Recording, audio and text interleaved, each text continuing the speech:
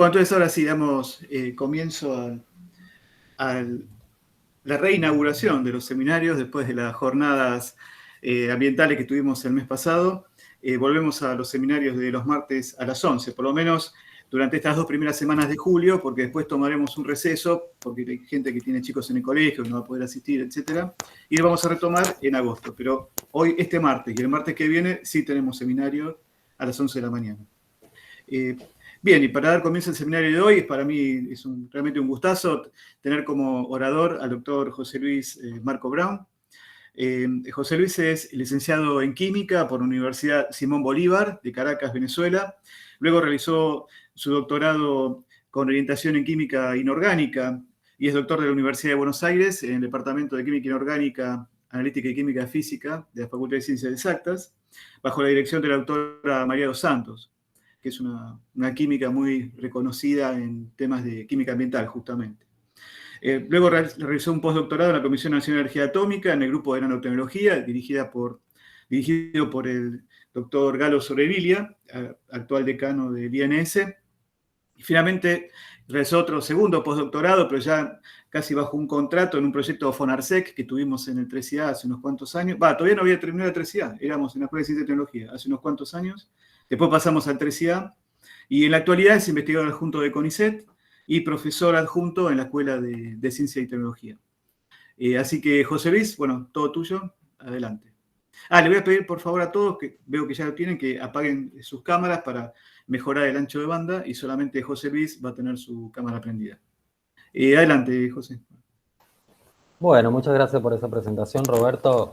La verdad, un placer estar acá compartiendo con ustedes un poco nuestras experiencias. Me acaba de llegar el mate, por eso estoy un poco movido. Así que ahora mismo arranco con la presentación. Quizás si comparto pantalla andaría esto, si no, no puedo ver nada.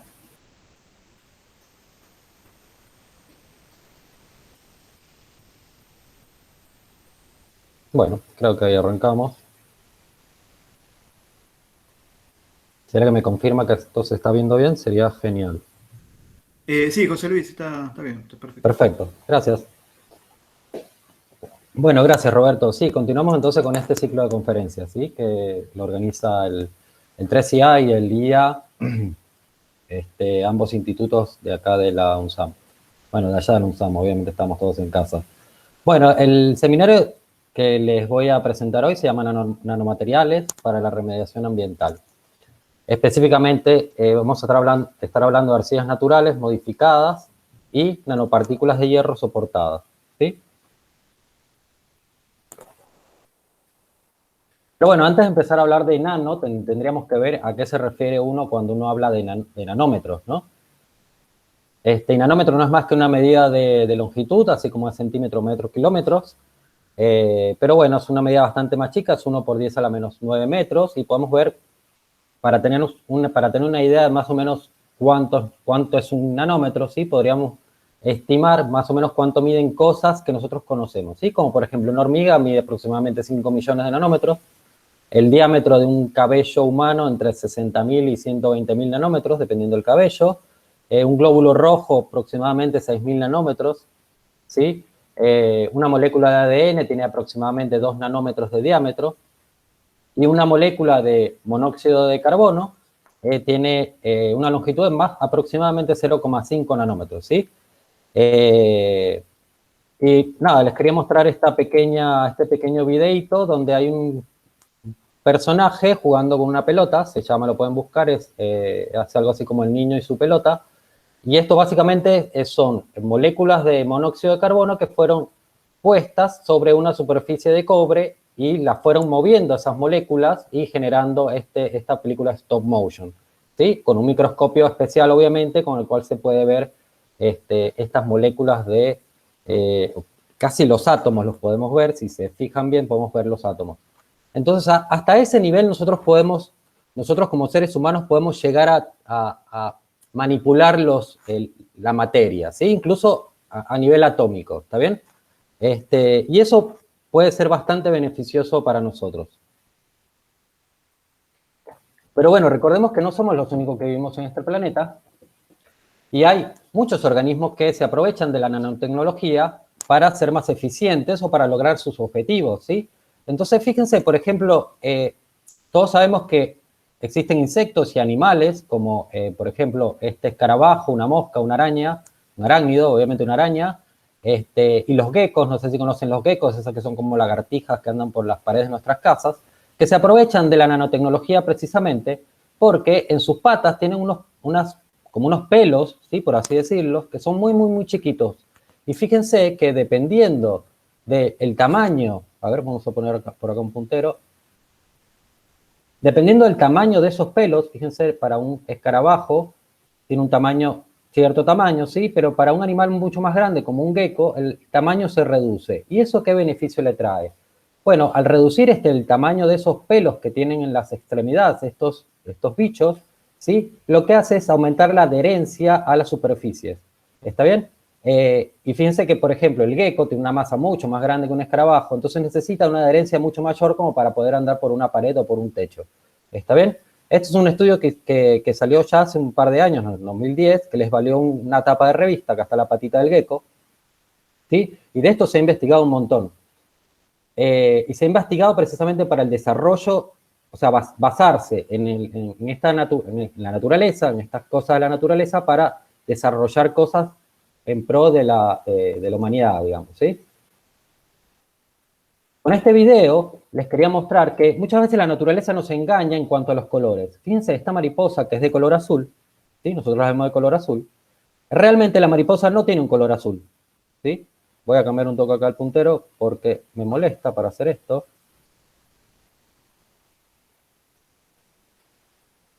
Acá la mariposa, nosotros la vemos de color azul, pero en realidad la mariposa no es de color azul. ¿Qué es lo que está pasando? Fíjense que estamos haciendo un zoom muy de a poco sobre las alas de esta mariposa. Y vamos a ir acercándonos cada vez más. Yo voy a adelantarlo un poco más para no aburrirlos tanto con esto. Se me pasó la diapo. No. Perdón, ¿eh? Malísimo. Vamos de vuelta. Bueno, les decía, estamos haciendo un zoom, ¿sí? Fíjense que por ahora estamos viendo con una cámara digital. Estamos haciendo un zoom sobre las alas para ver qué estructuras existen sobre esas alas. Y si seguimos haciendo zoom, nos vamos a dar cuenta que las alas de estas mariposas tienen una estructura tan chica que lo que hace es, digámoslo así, partir la luz, ¿sí? La luz que viene, la luz que tiene varias longitudes de ondas, la parte, ¿sí? Y refleja solamente la longitud de onda azul, y por eso nosotros vemos la mariposa de color azul o incluso tornasolado. ¿Está bien? Fíjense, vamos a ir haciendo un zoom un poquito más rápido. Y ahora ya no estamos viendo con un microscopio óptico, sino que estamos viendo con un microscopio electrónico, ¿sí? Fíjense que ahora ya no se ven colores, porque con lo que se irradia la muestra son con electrones, no con luz.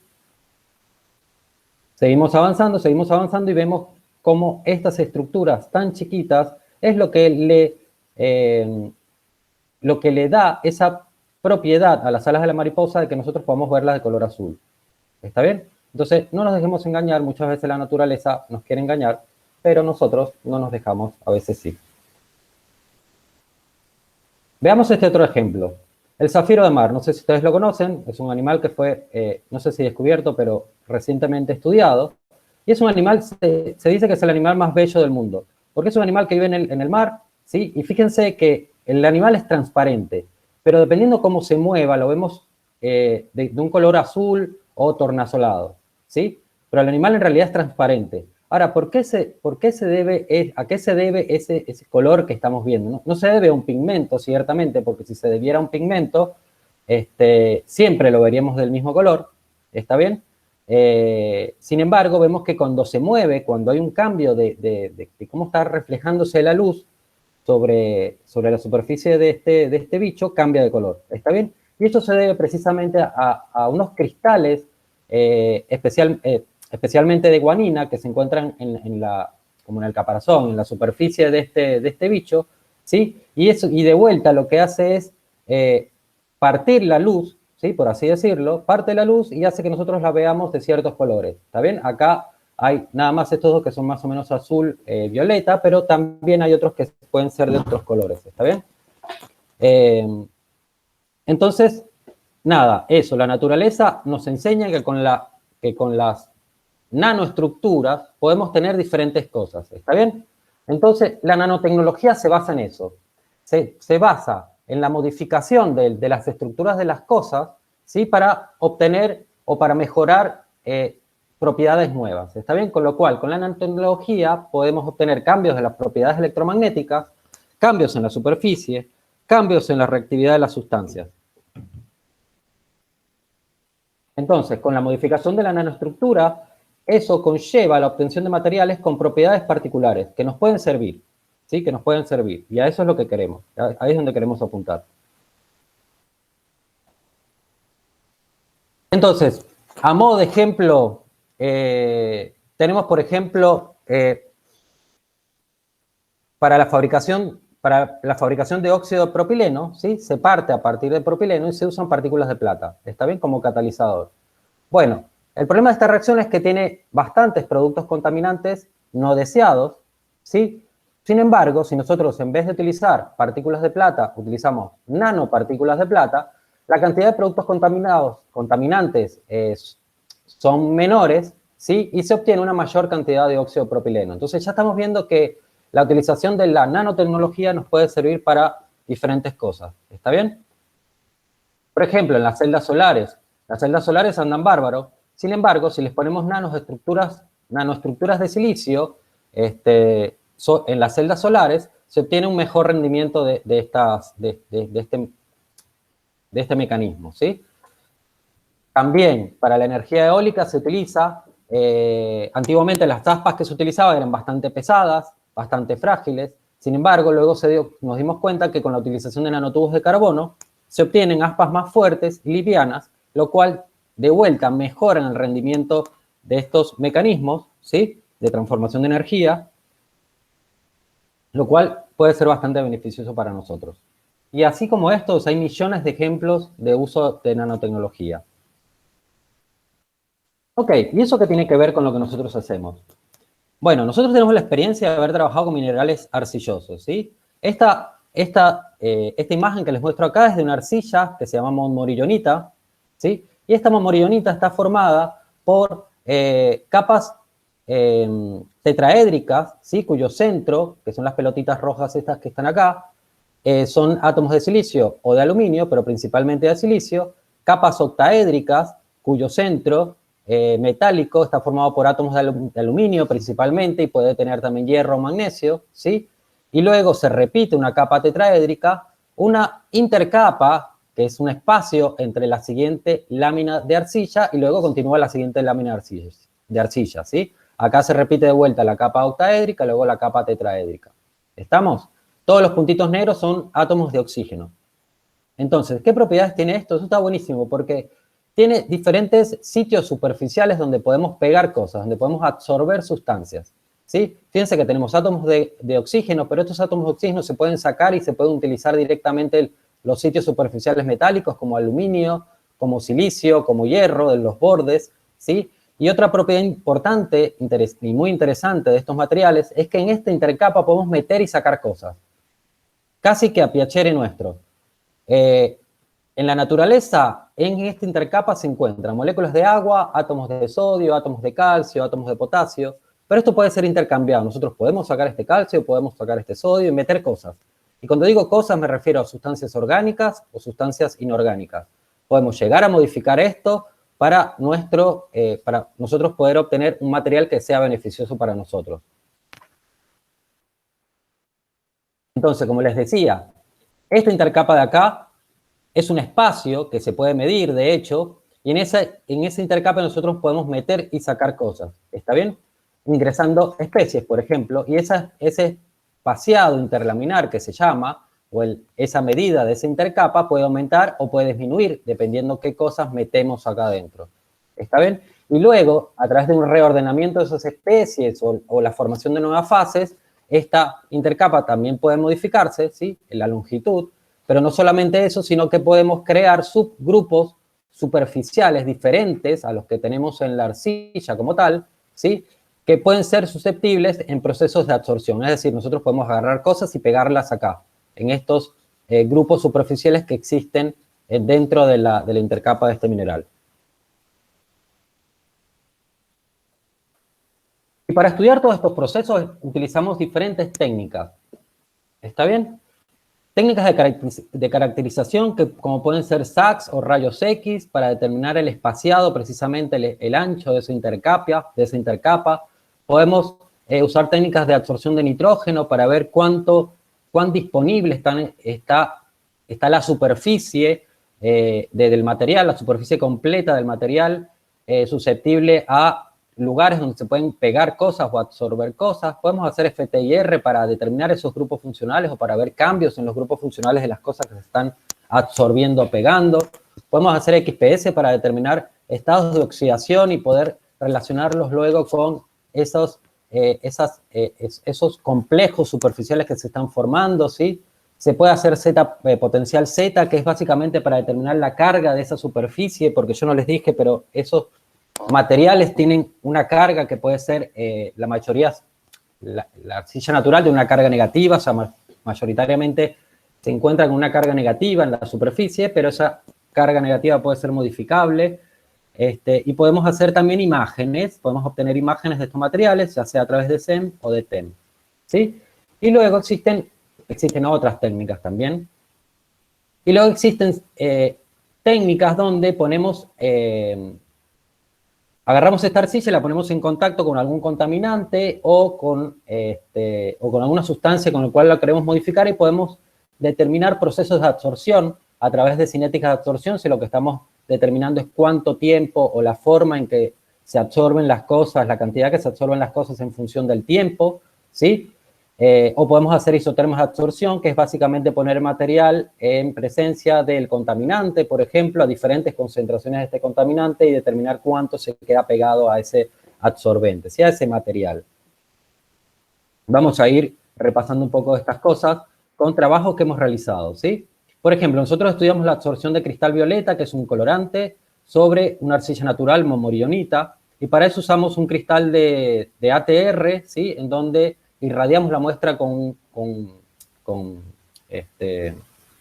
longitud de onda infrarrojo, ¿sí? Y pudimos ver cómo se va pegando esas moléculas de cristal violeta a la superficie de la momorionita, de la arcilla, ¿sí? En función del tiempo. Y lo que vamos haciendo es midiendo la absorbancia en función del tiempo. Vamos viendo cómo a tiempos chicos tenemos una absorbancia pequeña y a través del tiempo esa absorbancia va creciendo. Y eso lo podemos ir relacionando con la cantidad del colorante que se va pegando en función del tiempo sobre nuestra arcilla. ¿Sí? Y luego podemos determinar unos gráficos re lindos que nos dicen, bueno, cuánto tenemos pegado ese colorante en función del tiempo, modelar estos, hacer modelado de estos datos experimentales y poder decir, bueno, el mecanismo involucrado en la absorción de este material es tal o cual otro. ¿Está bien? Son cosas que hemos hecho, que se pueden hacer. También hemos logrado determinar a través del análisis de ese espaciado interlaminar, ¿sí? A través de la técnica de SACs y WACs, cómo es la entrada de esa molécula en la intercapa de la arcilla. Y fíjense que para bajas concentraciones de ese colorante, la molécula se ingresa en la intercapa de la arcilla en forma planar. Fíjense que la molécula tiene esta estructura, pero si la giramos es prácticamente plana esa molécula. Entonces esto que está acá sería la molécula plana, tienen que tener un poquito de imaginación. Entonces vemos cómo esa molécula ingresa en forma plana, pero si aumentamos la concentración se empiezan a agrupar diferentes capas de esas moléculas dentro de la arcilla que pueden estar orientadas de esta manera o de esta manera, ¿sí? Y si aumentamos aún más la concentración, lo que vimos nosotros es que no cambia cómo se está metiendo acá adentro, pero sí cómo se está pegando en la superficie externa. ¿Está bien? Fíjense que por ahora acá aparecían las moléculas pegadas con esta carga positiva hacia la superficie. Eso está bien porque, como les anticipé, la arcilla tiene una carga negativa en su superficie. ¿Estamos? Pero vemos que cuando aumentamos la concentración se empiezan a formar como bicapas, ¿sí? De esta molécula, unas pegadas a otras. ¿Está bien? O sea, no se meten más en la intercapa, sino que se ponen en la superficie externa. Y son cosas interesantes porque todas estas cosas nos pueden determinar a nosotros futuros procesos de remediación, ¿sí? Entonces, otro experimento que nosotros hicimos fue, creamos filtros basados en arcilla, y básicamente lo que agarramos fue una esponja como la que tenemos en la cocina nuestra, ¿sí? La impregnamos con una suspensión de esta arcilla, que es esta imagen que está acá, y eso lo llevamos a la estufa y lo calcinamos. Y obtuvimos estos filtros. Y luego, en una columna, probamos qué onda con la capacidad de retención de estos filtros de ese colorante del cristal violeta, ¿sí? No les voy a mostrar todos los datos porque la verdad es que se van a aburrir bastante, pero sí, lo que sí les puedo adelantar es que tuvimos resultados bastante interesantes y bastante buenos. Esto fue una maestría en ciencia que hicimos de UBA, que la chica estuvo trabajando con nosotros acá en el 3IA.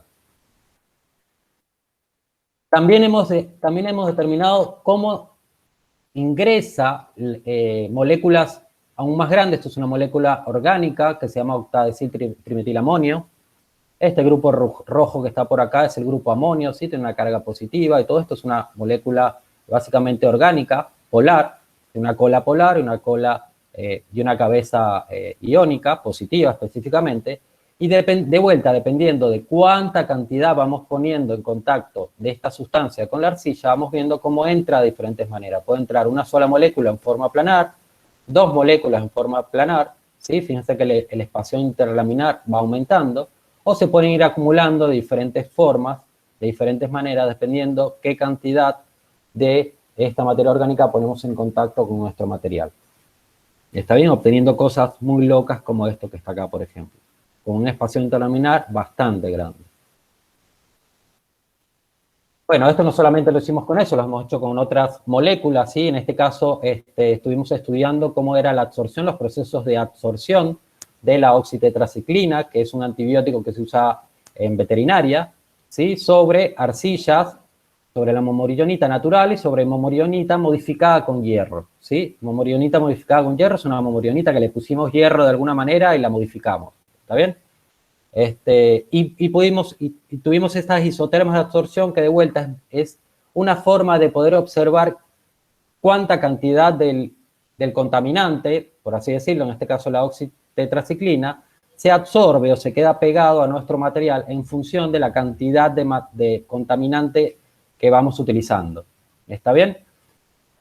Y de vuelta pudimos obtener datos bastante interesantes, no los voy a aburrir mucho con esto, pero si nosotros medimos o estimamos de qué tamaño es esa molécula de oxitetraciclina, nosotros podemos estimar, entre otras cosas, cómo está ingresando esa oxitetraciclina, esa molécula, en la intercapa de la arcilla, ¿está bien? Entonces, dependiendo si ingresa de una manera o ingresa de otra manera, nos da diferentes espacios interlaminares, y eso fue uno de los resultados importantes que logramos con ese trabajo, ¿sí? Esto que está acá es la arcilla modificada con hierro, fíjense que dice hierro, esto es momorionita, ¿sí?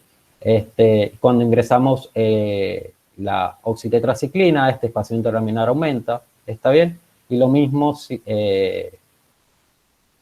cuando la oxitetraciclina ingresa de esta manera. ¿Está bien? Entonces estamos viendo cómo la modificación o la modificación digo de estos materiales de las arcillas naturales, utilizando por ejemplo hierro, nos puede cambiar estas cosas, ¿sí? Estas espacios interlaminares, nos puede cambiar los sitios superficiales que están expuestos y que van a ser utilizados por los absorbentes o contaminantes para pegarse, ¿sí? Y al mismo tiempo también podemos ver cómo ingresan esos contaminantes en la intercapa de esta arcilla, o también pudimos ver cómo se pegan en la superficie de estas arcillas. ¿Está bien? Y todo eso, bueno, de vuelta nos va a servir para poder estudiar y entender cuáles son estos mecanismos que ocurren cuando nosotros proponemos estos materiales como materiales para remediación de aguas o de suelos. ¿Está bien? En este caso, estudiamos la remoción de arsénico, ¿sí? Utilizando arcillas modificadas, en este caso utilizando arcillas modificadas con hierro de vuelta, y pudimos, entre otras cosas, determinar cuáles son los complejos superficiales. Fíjense que esto es una molécula de arsenato, ¿sí? Que se pega a un grupo superficial hierro, que se encuentra en la arcilla modificada con hierro, precisamente, y que se puede pegar de diferentes maneras dependiendo del pH, ¿está bien? Entonces, a pHs bajos, la molécula de arsenato se pega de esta manera, a pHs más o menos neutros se pega de esta manera, y a pHs básicos se pega de esta manera. Fíjense que ahora, por cada molécula de arsenato, ¿sí? Se estaría ocupando 2 sitios superficiales hierro en este material. ¿Está bien? Esos son algunos de los resultados que hemos obtenido. Más allá de decir que, bueno, que este material que obtuvimos tiene una muy buena capacidad para remover arsénico, ¿sí? También en colaboración con los investigadores de La Plata, ¿sí? Del CENMIC de La Plata, ellos sintetizaron estas arcillas modificadas, arcillas naturales modificadas con magnetita, que la magnetita no es más que una fase del hierro que es dócil al magnetismo. Entonces, lo interesante de esto es que se puede sintetizar estos materiales, utilizarlos para remover cierto contaminante y luego se extrae fácilmente del lugar de donde se está haciendo esta remediación utilizando un imán, ¿sí? Utilizando un magneto. Y una de las cosas interesantes que obtuvimos es que se obtiene una muy buena remoción del arsénico, ¿sí? Específicamente del ion arsenato, llegándose a valores por debajo de lo recomendado, del límite recomendado para el consumo humano. ¿Está bien? Y es más, este material se puede reutilizar al menos 2 veces, ¿sí? Ya la tercera vez que lo intentamos reutilizar, no removió todo el arsénico y los niveles arsénicos remanentes quedaron por encima de lo recomendado, ¿sí? Por la Organización Mundial de la Salud. También estuvimos trabajando en el estudio de la remoción simultánea de diferentes cosas como arsénico, flúor, boro y vanadio, ¿sí? Usando arcillas modificadas, pero esta vez modificadas con aluminio. ¿Sí? ¿Por qué decidimos utilizar aluminio? Porque el aluminio remueve bastante bien el flúor y también el arsénico. Entonces, para este trabajo nos interesaba ver la remoción de flúor y arsénico en conjunto, porque resulta que en las aguas naturales es muy común encontrar, cuando uno encuentra arsénico, es muy común encontrar asociado flúor. Entonces nos interesaba bastante ver cómo eran estos procesos de absorción de estos elementos en simultáneo. Y vimos que el arsénico del flúor, esto que está acá es una cinética, vimos que se remueve rápidamente, ya aproximadamente entre los 20 y los 30 minutos, se obtenía una remoción casi total de estos contaminantes. Pero como lo hicimos en simultáneo con boro y con vanadio, ¿sí? Lo que vimos que al principio el boro y el vanadio se absorbía bastante rápido, sin embargo después se desorbía el boro y el vanadio, y eso es porque existe una competencia entre los grupos superficiales entre el arsénico y el flúor y el boro y el vanadio. ¿Eso qué quiere decir?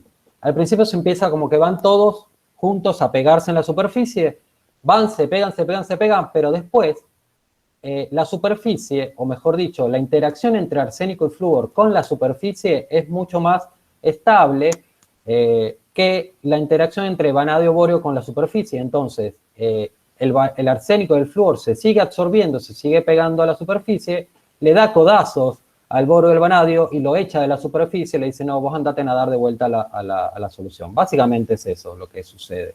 ¿Está bien? Luego hicimos también,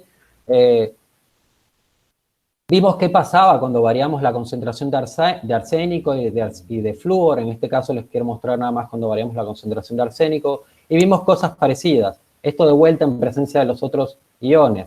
Vimos que al principio existe una muy buena remoción de arsénico. Esto que está acá es cuánto está pegado de arsénico a la superficie, y esto que está acá en los puntitos rojos sería el porcentaje de remoción, ¿sí? En función de la concentración inicial de arsénico. Entonces vimos que al principio existe una muy buena capacidad de remoción del arsénico, manteniéndose unos porcentajes de remoción bastante altos, pero llega un momento en que se alcanza un plató, y esto es porque los sitios superficiales quedan totalmente cubiertos por el arsénico. Entonces, si nosotros aumentamos la cantidad de arsénico que ponemos, el porcentaje de remoción disminuye. Sin embargo, a partir de cierta concentración, vemos cómo la cantidad de arsénico aumenta, la cantidad de arsénico absorbido, es decir, pegado en la superficie, aumenta drásticamente, mientras que el porcentaje de remoción se mantiene constante, y eso quiere decir que está removiendo bien este material, está removiendo bien el arsénico. Y esto es precisamente porque acá al principio no se ve la competencia entre el arsénico y los otros elementos, Pero al aumentar la concentración de arsénico, vemos cómo el arsénico desplaza los otros elementos que se encuentran absorbidos y se absorbe él preferentemente. Bueno, hasta acá arcillas naturales y arcillas modificadas. Quisimos avanzar más con esto y decir, bueno, se conoce que el hierro en estado de oxidación cero, sirve para remover contaminantes que se encuentran o que tienen un estado de oxidación bastante alto. ¿Está bien? Se conocía también que el hierro, si lo usas a escala nanométrica, funciona mucho mejor. Y dijimos, bueno, hagamos esto, trabajemos con nanopartículas de hierro en estado de oxidación cero, pero soportadas. Y para ello empezamos soportándolo en arcillas, ¿sí? Para obtener las nanopartículas de hierro en estado de oxidación cero, se parte de una solución de hierro 3, que se mezcla con borohidruro de sodio, y esto produce la reducción del hierro a hierro cero, ¿sí? Y esto lo hicimos en presencia de arcilla y en ausencia de arcilla, y sintetizamos estos materiales. Acá lo que pueden ver son las fotografías o las micrografías. Estas son, en esta columna son las micrografías SEM, y estas son las micrografías TEM, ¿sí? Bueno, para los que no entienden la terminología, no importa. Son básicamente dos técnicas diferentes para ver a escala nanométrica cosas, ¿sí? Pero bueno, esta parte de acá arriba son las nanopartículas cuando fueron sintetizadas en ausencia de la arcilla, ¿sí? Y lo que estamos viendo es que se forman estas pelotitas, que son precisamente nanopartículas de hierro cero, pero formando como cadenas, formando como collares, ¿sí? Es decir, son pelotitas, unas pegadas al lado de la otra, y eso, ¿qué es lo que sucede? ¿Cuál es el problema con obtener materiales así? El problema es que estas pelotitas, al estar pegadas una al lado de la otra, pierden superficie o disminuye su superficie, disminuye su reactividad. Entonces sí, seguramente van a funcionar, pero no funcionan tan bien como si nosotros tuviéramos estas pelotitas separadas. Entonces, eso fue una de las principales razones que nosotros decidimos pegar estas pelotitas sobre la arcilla. Y cuando hicimos eso, observamos que estas pelotitas se pegan en la arcilla y se pegan bastante bien, ¿sí? Fíjense que, y bastante separadas. Fíjense que acá tenemos las pelotitas, en esta foto las pelotitas blancas son las nanopartículas de hierro en estado de oxidación cero, y en esta fotografía, al revés, son las pelotitas negras. ¿Está bien? Observamos que esas pelotitas están bastante dispersas, se dice así. Luego, este material que está acá abajo también es, la diferencia es que es un material, es una arcilla que previamente fue modificada con hierro y luego se le pegaron estas nanopartículas, y vemos que acá tenemos una mezcla de ambas cosas, de estas dos cosas. Tenemos mezclas de pelotitas, nanopartículas bien dispersas, con nanopartículas formando estos collares, ¿sí? Y una de las cosas que encontramos de los beneficios de realizar este procedimiento es la estabilidad del material. ¿Qué pasa con estas nanopartículas? Están en estado de oxidación cero. Por lo tanto, son muy reactivas, ¿sí? ¿Reactivas a qué? Reactivas al oxígeno del ambiente. Entonces, si nosotros dejamos este material expuesto al aire, ¿sí? Se va a oxidar con el oxígeno del ambiente. Entonces, lo que hicimos fue estudiar cuánto se oxidan estos materiales al cabo de 10 días de ser expuestos al aire, ¿sí? Y vimos que las nanopartículas se oxidan bastante. Esto, lo verde es hierro 3, lo rojo es hierro 0 y lo naranja es hierro 2, ¿sí? Entonces, estas nanopartículas, cuando están sin la arcilla, ¿sí? Cuando no están soportadas, se oxidan bastante al cabo de 10 días. Sin embargo, las nanopartículas que están soportadas, tanto estas como estas, vemos cómo la cantidad de hierro 0 no varía con el tiempo, ¿sí? No varía con el tiempo. Y eso está bueno porque precisamente el hierro 0 es lo que nosotros queremos utilizar en procesos de remediación, ¿sí? ¿Y cómo son esos procesos de remediación? Bueno, nosotros lo estudiamos en el caso de la remoción de uranio, ¿sí? Uranio en estado de oxidación 6.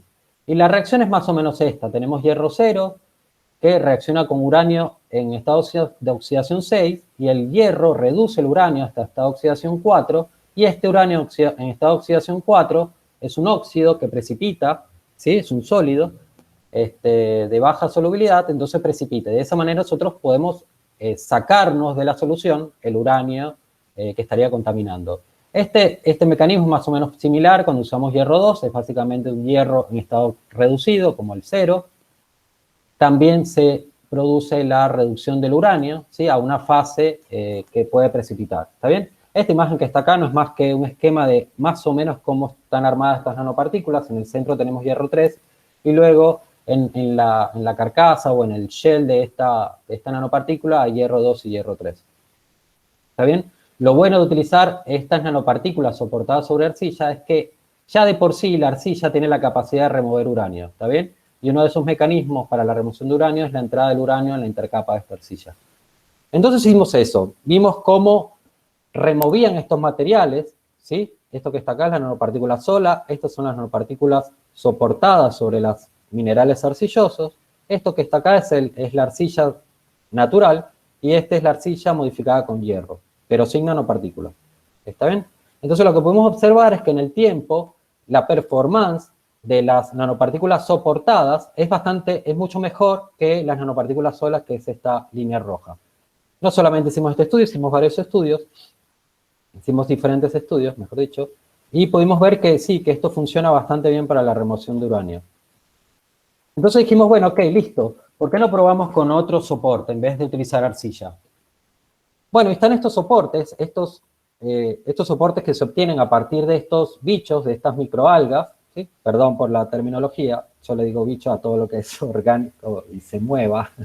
Están estas microalgas, ¿sí? Que viven en el mar o en el río, en ambientes acuáticos, y estas microalgas cuando se mueren, dejan unos frústulos que son básicamente estas estructuras re lindas, re porosas porque tienen un montón de poros, ¿sí? Que están hechas de dióxido de silicio, básicamente. ¿Sí? Entonces dijimos, bueno, ¿por qué no usamos estos frústulos de las diatomeas para soportar estas nanopartículas? Ya que son un material bastante poroso donde podemos pegar bien estas nanopartículas, ¿por qué no utilizamos esto? Y lo hicimos y obtuvimos un material así como este, donde acá las nanopartículas son las pelotitas blancas, y fíjense qué bien que están distribuidas sobre estas diatomeas, ¿sí? Sobre los frústulos de estas diatomeas. No solamente obtuvimos una buena dispersión, es decir, que estas nanopartículas están muy bien dispersas, fíjense que las cadenas o los collares que se forman son muy pocos, ¿sí? Por acá tenemos uno chiquito, por acá tenemos otros, sino que además el tamaño de las nanopartículas es bastante homogéneo, ¿sí? Bueno, estos materiales los utilizamos de vuelta para remover uranio y obtuvimos muy buenos resultados, ¿sí? Bueno, hasta acá todo bien. Está la síntesis de las nanopartículas de hierro, la hacemos con borohidruro de sodio, eso anda bárbaro, joya, se obtienen unas nanopartículas hermosas que funcionan bastante bien, pero ¿qué pasa? No nos convence mucho utilizar esta síntesis porque a escala industrial, digamos, podría ser complicado utilizar esta síntesis, porque se produce hidrógeno, porque el borohidruro no es una sustancia muy fácil o muy amigable de manejar, es bastante tóxica. Entonces, a nivel industrial, digamos, se puede complicar la fabricación de nanopartículas utilizando esta metodología.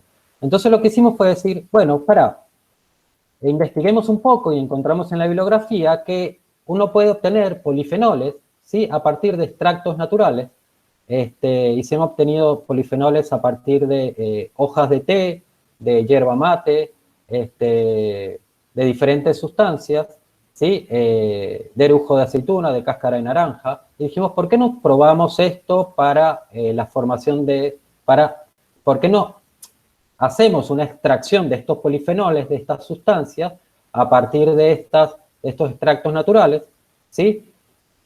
Y ahora ya van a ver por qué. La utilización de yerba mate no es nuevo. En el grupo de Marta Litter ellos ya habían utilizado los polifenoles extraídos de yerba mate para la obtención de nanopartículas de hierro, ¿sí? Y ellos habían obtenido que no llegaban a hierro 0, sino que llegaban a una mezcla entre hierro 2 y hierro 3, no quiero especificar mucho más. Y nosotros dijimos, bueno, vamos a repetirlo, pero no obteniendo las nanopartículas sueltas, por así decirlo, sino soportadas en arcilla. Ok, pero ¿cómo ocurre esto? Bueno, estos polifenoles son agentes reductores naturales, ¿sí? Son sustancias que tienen una capacidad de reducción relativamente alta y que puede ser utilizable para reducir el hierro y llevarlo de hierro 3 o hierro 2 a hierro 0, ¿sí? Y hay un par de papers, un par de publicaciones que se refieren a eso. Y dijimos, bueno, ¿por qué no probamos eso? Sintetizar estas nanopartículas soportadas sobre estas arcillas. Entonces hicimos la reducción del hierro 3 usando estos polifenoles extraídos de estas sustancias. ¿Por qué orujo de aceituna y por qué cáscara de naranja? Porque son residuos de otras industrias. ¿Está bien? De hecho, el orujo de aceituna es un residuo que causa bastante problemas a la industria de aceite de oliva, por ejemplo. Perdón, pero estoy tomando un mate. Estoy consumiendo polifenoles, básicamente. Entonces, la idea es utilizar estos polifenoles para reducir el hierro a hierro 0, hierro 2 o hierro 3. Bueno, esto lo probamos, hicimos unas extracciones así bastante bien a lo bestia, como para que fueran bien económicas y fáciles de hacer. O sea, básicamente pusimos esto con agua, etanol y calor, y obtuvimos unos naranchelos divinos, pero el tema es que estos polifenoles, estos extractos naturales que se obtuvieron, no solamente contenían polifenoles, sino que contenían otro montón de materia orgánica. Entonces, al final lo que resultó es que no logramos una reducción completa del hierro. ¿Está bien? A hierro 0, perdón. Sí obtuvimos una reducción parcial a hierro 2, ¿sí? Pero no a hierro 0. Sin embargo, quisimos probar estos materiales para la remoción de uranio y digamos que no funcionaron tan mal. Funcionaron mejor de lo que esperábamos. Así que, nada, lo próximo es mejorar esta extracción de estos polifenoles para así poder llegar a hierro 2 o una mayor cantidad de hierro 2 y si es posible a hierro 0.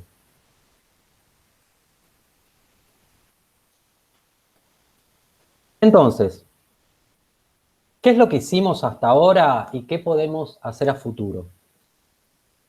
La capacidad de remoción de contaminantes utilizando estas arcillas modificadas, de arcillas naturales, es bastante conocida, no es nada nuevo, es bastante viejo. Nosotros tenemos bastante tiempo trabajando con esto también, ¿sí? Pero si nosotros utilizamos esta capacidad de remoción de contaminantes de estos materiales naturales o modificados, en conjunto con la capacidad de remover contaminantes con nanopartículas, ¿sí? Esto nos puede llevar por un buen camino, ¿está bien? Y más si estas nanopartículas, una vez que están soportadas, presentan una mayor estabilidad y una mejor performance respecto a las nanopartículas cuando no están soportadas, ¿está bien? Y eso ocurre en parte porque existe una sinergia positiva entre las nanopartículas y el soporte, en este caso las arcillas o las diatomeas, ¿sí? Pudimos hacer una exploración a través de la síntesis verde de estas nanopartículas, ¿sí? No tuvimos muy buenos resultados, pero son resultados al fin que yo creo que eventualmente nos va a llevar por buen camino. Entonces, ¿cómo continúa este trabajo? Como les adelanté antes, ¿sí? La idea es hacer una extracción selectiva de estos polifenoles a partir de diferentes tipos de materia orgánica. Pensamos incursionar también el uso de cáscara de banana, que también posee polifenoles y que también es un residuo industrial. La idea es siempre utilizar material orgánico que sea residuo de otra industria y que contenga estos polifenoles, ¿sí? Para así poder optimizar la síntesis, esta síntesis amigable con el ambiente de estas nanopartículas soportadas, ¿sí? Empezamos a incursionar también recientemente en la biosíntesis de nanopartículas, ¿sí? Y esto es a través de unos microorganismos o consorcios de microorganismos que son hierro reductores, ¿sí? Básicamente se ponen estos organismos en presencia de hierro 3 y estos organismos reducen el hierro 3 a hierro 2 o a hierro 0. Estamos incursionando en eso y hasta ahora tenemos resultados prometedores. Tenemos abierta la posibilidad también de colaborar junto con un grupo de dentro del 3IA para el estudio de la toxicidad de estos materiales, una vez sintetizados, digo, e incluso estudiar su toxicidad una vez que han sido utilizados para remediar contaminantes, ¿sí? Y obviamente todo esto hacerlo en conjunto con el estudio de la remoción de contaminantes orgánicos e inorgánicos en aguas y suelos, ¿sí? Para eso tenemos, por suerte, tenemos una becaria doctoral que va a estar trabajando en esto y próximamente se va a incorporar a nuestro grupo otro becario doctoral también para estar trabajando en este tema. Bueno, creo que no me quedó más nada para contarles. Nada, agradecer a los que han participado de estos proyectos, que es mucha gente, desde estudiantes de la UNSAM hasta estudiantes de la UBA, pasando por investigadores de diferentes centros, y agradecerles a ustedes también, por supuesto, por la atención prestada en este seminario. Ahora, si quieren, podemos pasar a una ronda de preguntas, me parece. Bueno, José Luis, muchas gracias por tu charla. Muy interesante las posibilidades que tienen este tipo de materiales, en cierta forma sencillos, pero con un proceso tecnológico atrás bastante novedoso en cuanto al tamaño y la formación de nanopartículas. Creo que mereces un aplauso, más o menos, va. Entonces, si quieren, podemos abrir los micrófonos y hacerlo.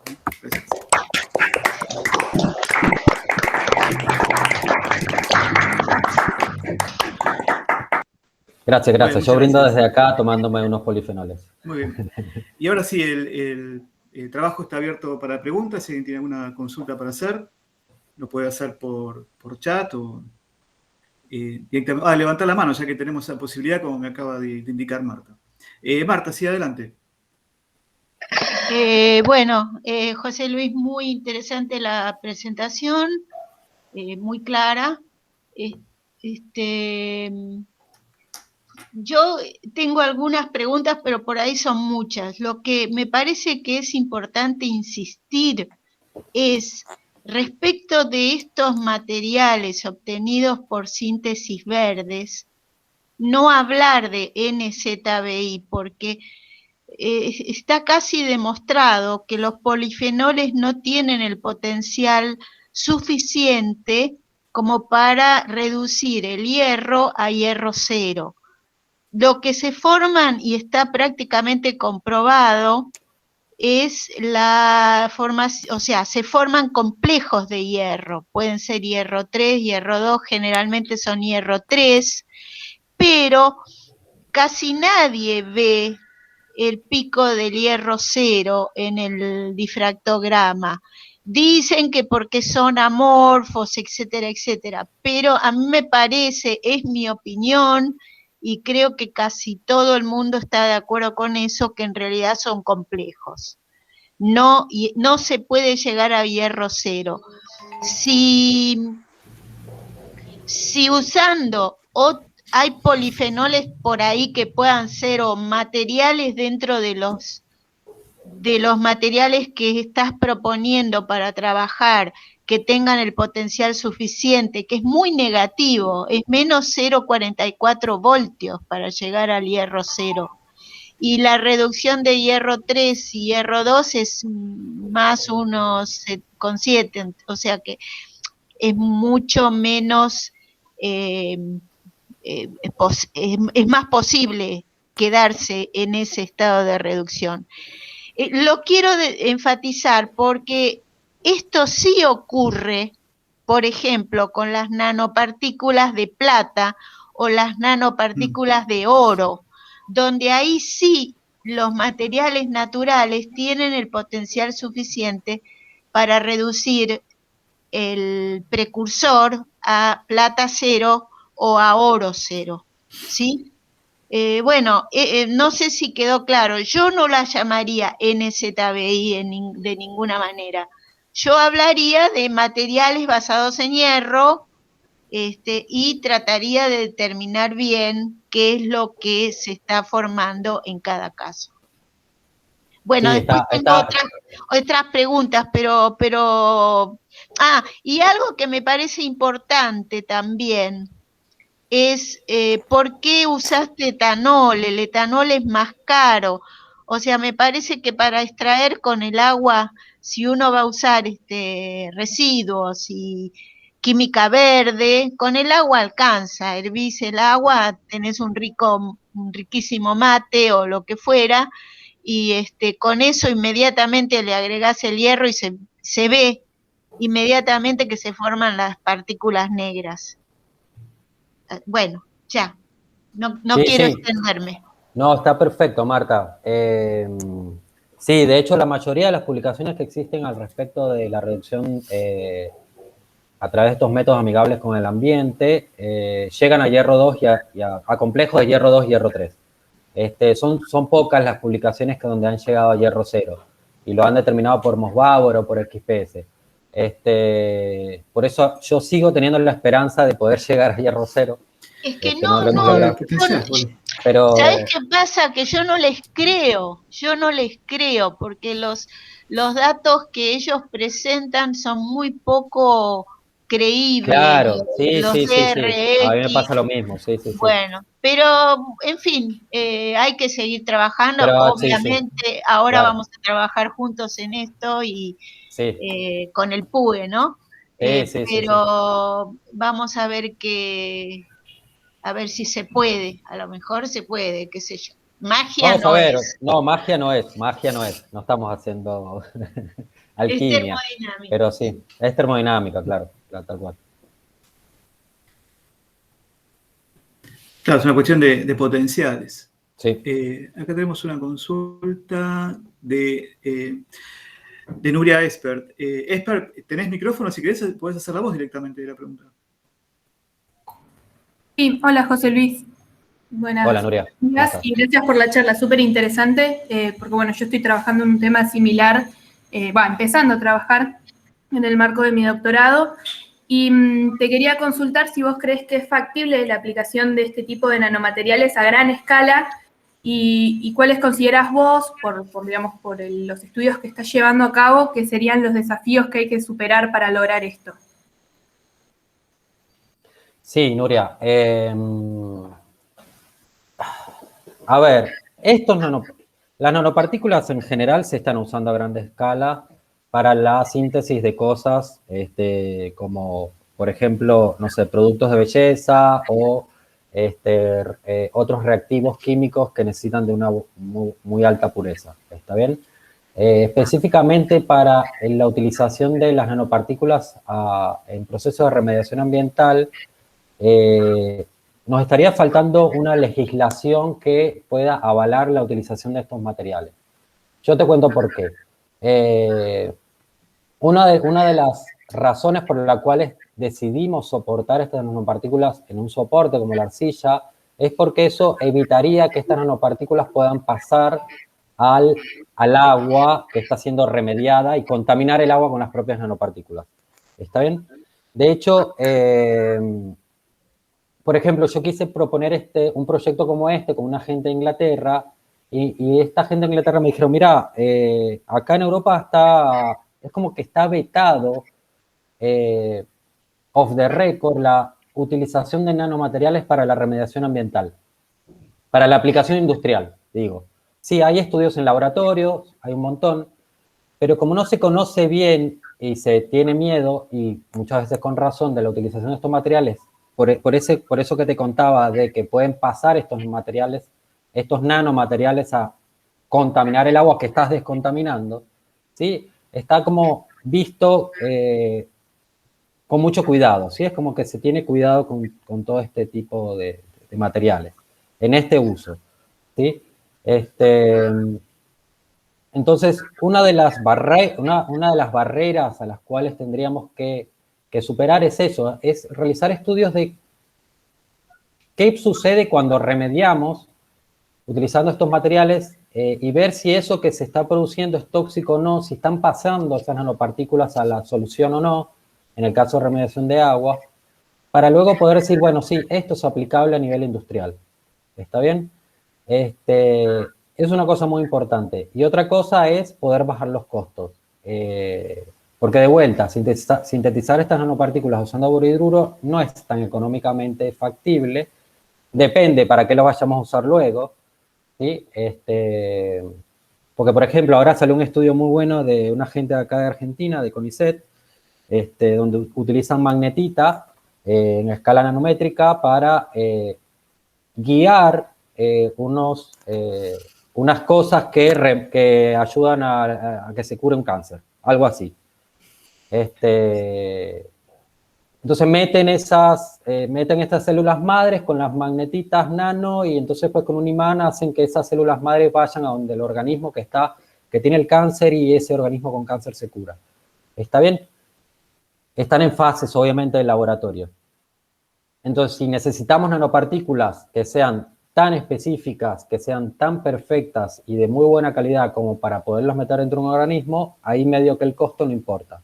¿Está bien? Entonces, todo depende para qué vos vayas a usar esas nanopartículas o esos materiales que vos estás fabricando. ¿Sí? No sé si se entiende mi punto. Sí, sí, se entiende. Claro, vos lo que te genera ruido por ahí es que por ahí, para producirlas terminás generando muchos más residuos de los que terminás remediando, digamos.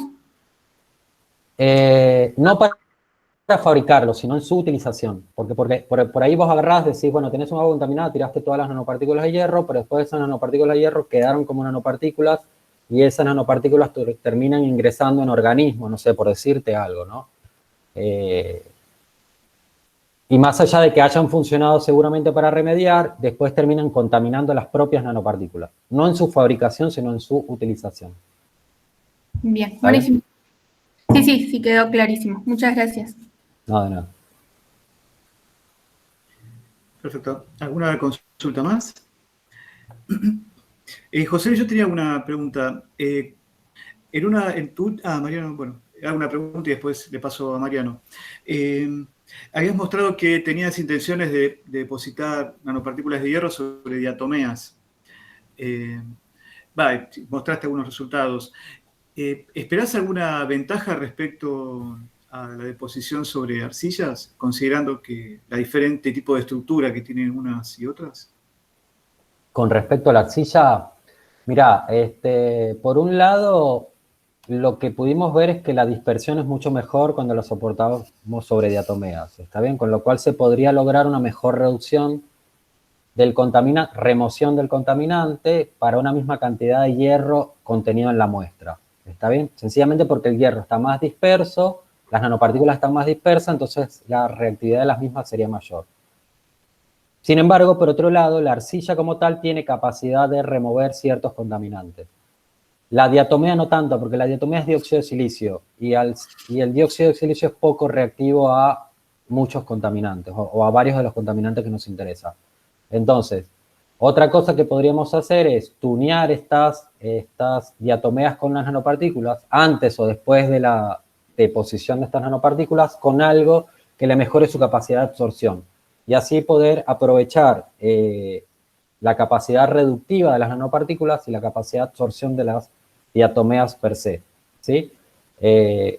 Porque las diatomeas per se, la capacidad de absorción no es muy buena, para ciertos contaminantes, ¿no? Perfecto, gracias.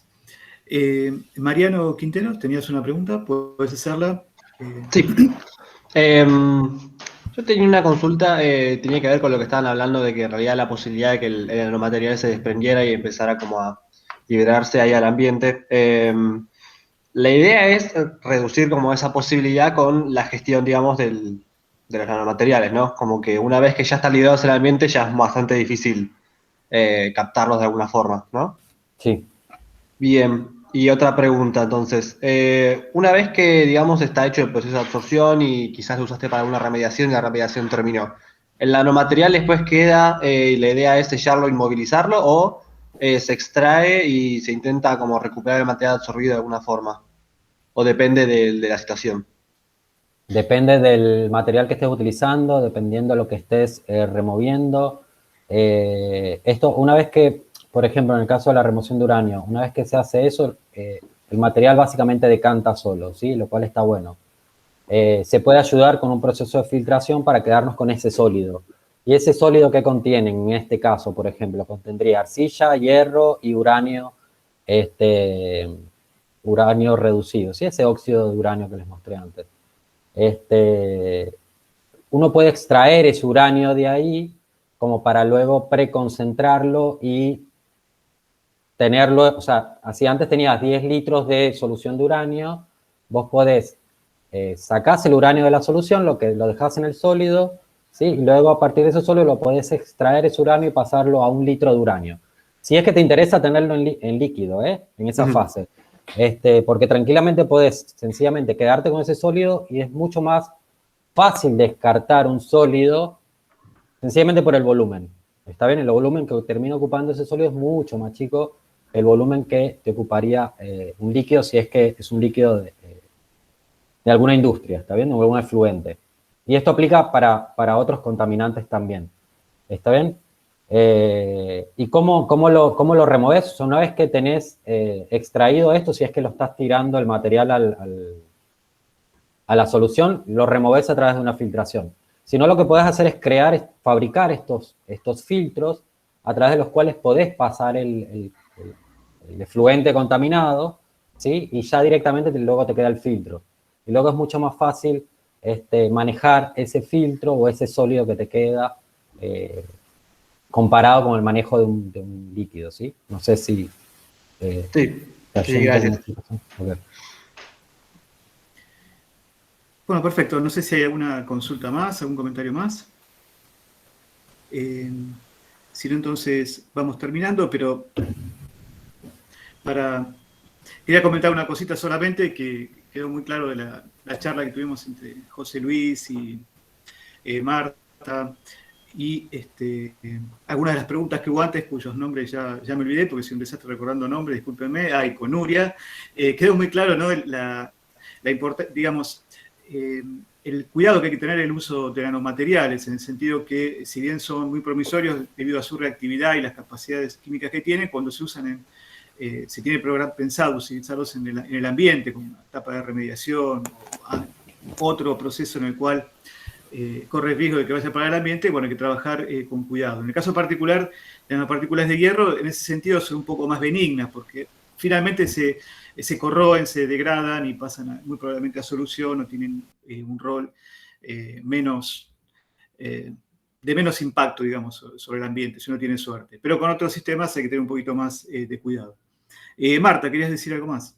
No, era exactamente lo que acabas de decir, o sea, siempre una de las preguntas que hacen cuando uno va a alguna evaluación de algo es, ¿y cuál es el problema de las nanopartículas que quedan? Bueno, en el caso de las de hierro, se oxidan a óxidos de hierro, precipitan o quedan en el material, lo que sea, y se sacan, y la toxicidad es realmente baja, o sea, no hay regulaciones, por lo menos para el código alimentario en el caso del hierro. Sí, esto ocurre con las de plata o con las de oro, que sí son realmente tóxicas. No sé, la persona que te dijo, José Luis, que en Europa está reglamentado no usar nanopartículas para remediación, no sé si se refería a las de hierro, pero las de hierro serían en todo caso las menos nocivas, ¿no? En ese sentido. Bueno, gracias.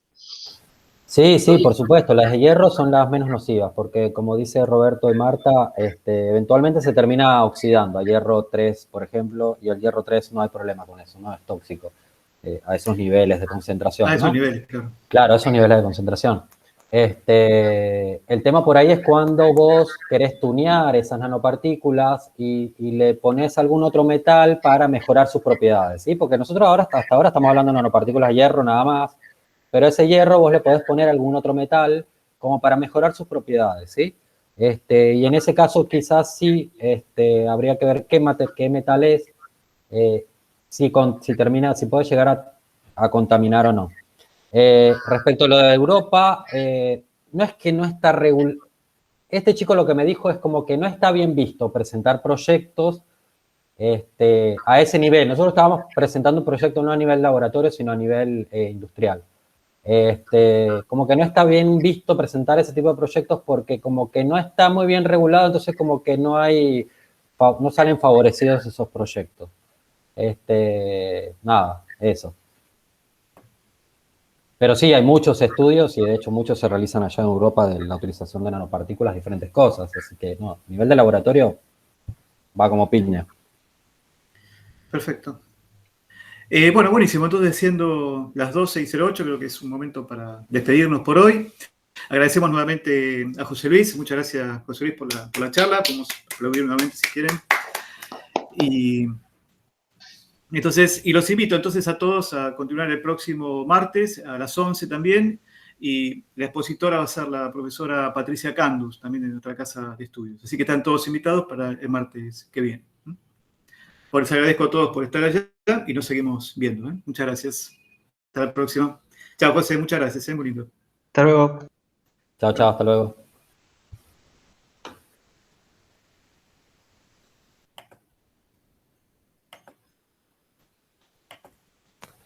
Deja de grabar, Robert.